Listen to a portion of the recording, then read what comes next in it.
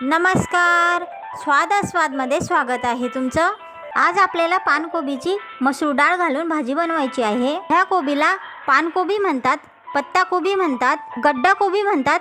तुमच्याकडे काय म्हणतात ह्या कोबीला ते नक्की सांगा. आणि नवीन असाल तर माझ्या चॅनलला सबस्क्राईब करून घ्या, बेल बटन ऑन करून द्या, व्हिडिओला लाईक करून द्या, छानशी कमेंट करायला विसरू नका. आणि हा व्हिडिओ जर इतरांना शेअर करायचा असेल तर शेअरही नक्की करा. चला मग आता पानकोबी मिक्स मसूर डाळची भाजी बनवूया. आज आपल्याला पानकोबीची मसूर डाळ घालून भाजी बनवायची आहे. त्यासाठी आपल्याला ह्या पानकोबीला चिरून घ्यायची आहे. तुमची पानकोबी जर मोठी असेल आणि तिच्या तुम्हाला 2 भाज्या करायच्या असतील ना, तर तिला कापून 2 भाग नाही करायचे. त्यामुळे आपली पानकोबी जास्त वेळ टिकत नाही, खराब होऊन जाते.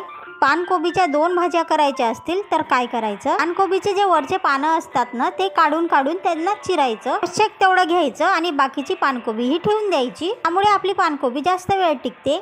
पण पानकोबी जेवढी बारीक चिरली तेवढी ती लवकर शिजते. त्यामुळे लवकर शिजण्यासाठी पानकोबीला बारीक चिरायचं. साधारण अर्धा किलो आपण पानकोबी घेतलेली आहे.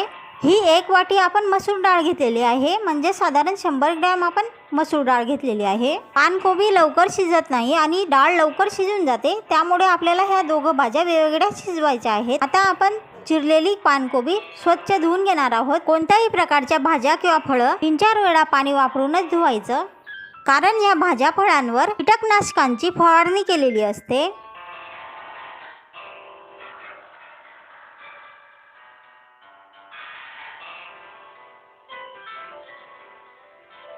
हे साधारण शिजण्या इतपत पाणी घालून आपण झाकण ठेवून ही पानकोबी शिजवून घेऊ. मसूर डाळलाही आपण 2-3 वेळा पाणी वापरून धुवून घेणार आहोत. डाळींना 2-3 वेळा पाणी वापरूनच धुवायचं, कारण डाळी वगैरे टिकवण्यासाठी केमिकलचा वापर केलेला असतो. हे केमिकल आपल्या पोटात जाऊ नये म्हणून डाळी किंवा भाज्या स्वच्छ धुवून घ्यायच्या. आता ही मसूर डाळ शिजण्या इतपत आपण पाणी घालून हिला वेगळी शिजवून घेऊ.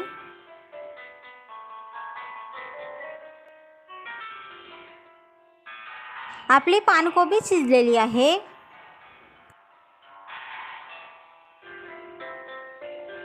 मसूर डाळी शिजून तयार आहे. आता भाजी बनवण्यासाठी इतर मसाले बघून घेऊया. आपण 10-15 लसूण पाकळ्या चिरून घेतलेल्या आहेत. मी ही भाजी करताना कांदा वापरलेला नाही. तुम्हाला जर वापरायचा असेल तर वापरू शकता. 1 मोठा टमाटा आपण चिरून घेतला आहे. मुठभर कोथिंबीर चिरून घेतलेली आहे. 10-15 आपण कढीपत्त्याचे पानं घेतलेले आहेत. अर्धा टेबलस्पून आपण मोहरी घेतलेली आहे. 3 टेबलस्पून आपण जिरं घेतलेलं आहे. गरम मसाला 1 टेबलस्पून घेतलेला आहे. 2 टेबलस्पून धने पावडर घेतलेली आहे. तुमच्या टेस्टनुसार लाल तिखट घ्या. चवीनुसार मीठ हळद घेतलेली आहे. चला मग आता आपण भाजीला फोडणी देऊन घेऊया. फोडणीसाठी आपण साधारण 2 पळ्या तेल घेतलेलं आहे. तुम्हाला कमी जास्त घ्यायचं असेल तर घेऊ शकता. आपल्याला तेलामध्ये आपण आता मोहरी घालून घेतलेली आहे, जिरे घालून घेतलेले आहे. जिरे मोहरी छान तळतळल्यानंतर आपण चिरून ठेवलेल्या लसूण पाकळ्या घालून घेतलेल्या आहेत. आता लसूणला छान फोडणी बसू देऊया.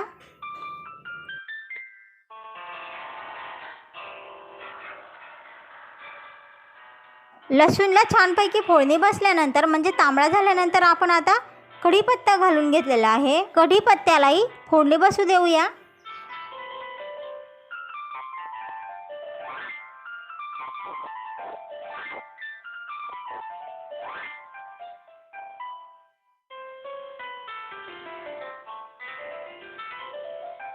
त्या कढीपत्त्यालाही छानपैकी फोडणी बसल्यानंतर आपण चिरलेला टमाटा घालून घेतलेला आहे. हे सर्व साहित्य फोडणीमध्ये लवकर शिजावं म्हणून आपण हळद मीठही घालून घेतलेलं आहे.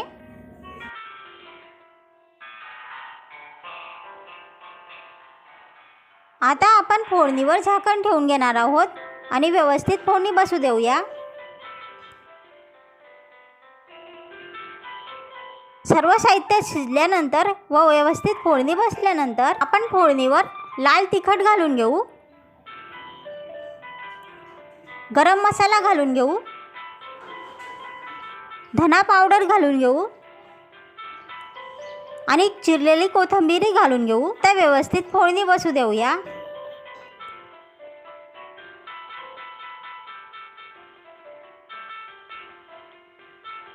आता सर्व साहित्याला व्यवस्थित फोडणी बसल्यानंतर आपण शिजवून ठेवलेली पानकोबी घालून घेणार आहोत.